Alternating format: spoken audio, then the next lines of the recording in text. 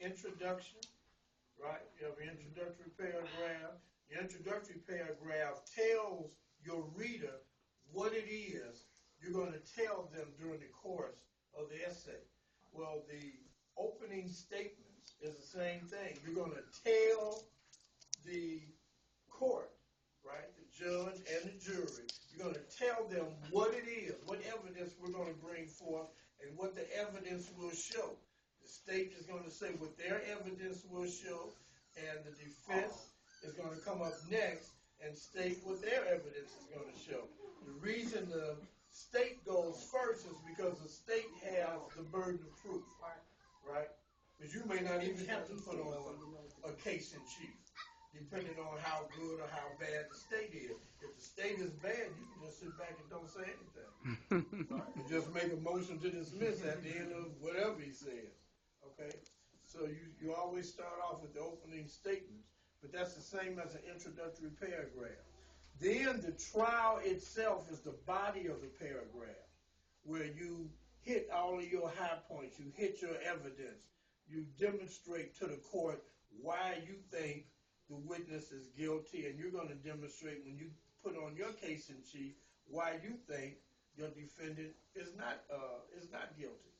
And then at the end, you give your closing arguments, and that's the conclusion.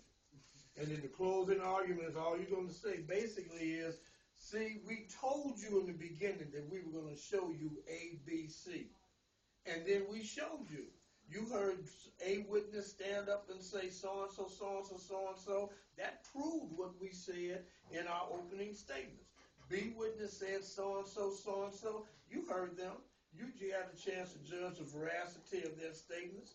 They're believable. They have no reason to lie. There's no bias. And you just go down the jury list. You see what I mean? So it's an essay primarily.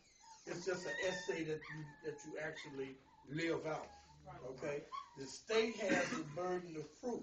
If the state proves its burden, then that's when you got to come with your And how does the state prove its burden? Huh? What does the jury have to do for the state to win? What does the jury have to do? Yes, what does the jury have to do? The jury have to give a verdict. And does it have to be bias or unanimous? Does it have to be unanimous, or does it be majority rules? It's unanimous in a criminal trial. Okay. Unanimous, okay.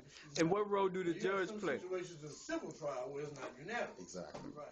So it's not necessary for me to speak. No, I'm just for for them. Right now, no, It's not necessary for me to speak if I still hear no details. Well, you're going to give up, no matter what he says, just as a matter you want to get him guilty? Standard, you're going to stand up and ask for a motion to dismiss. You see what I mean, on his trial, saying that he didn't prove his burden. He didn't carry the burden of his case. You're going to do that not so much for the trial, because the judge is there listening to the evidence. You may have a good argument. 9 times out of 10, you don't. Okay, they will show some to carry their burden. But each criminal act has what they call a prima facie case. And the prima facie has certain elements that makes up that case. So a defense attorney is sitting there with his pen. He's got his prima facie case written out, all the elements, and he's checking off when those certain elements are being demonstrated by the state. And if he finds out that there's one that he didn't carry the burden of, then you got it. But if he did, Now, Ron, what role do the judge play? What role is the judge? The judge is overseer. The judge is the preponderance of the law. Referee? The referee. The judge makes sure that everybody plays according to the rules. Right. And she's the expert on the law. I know.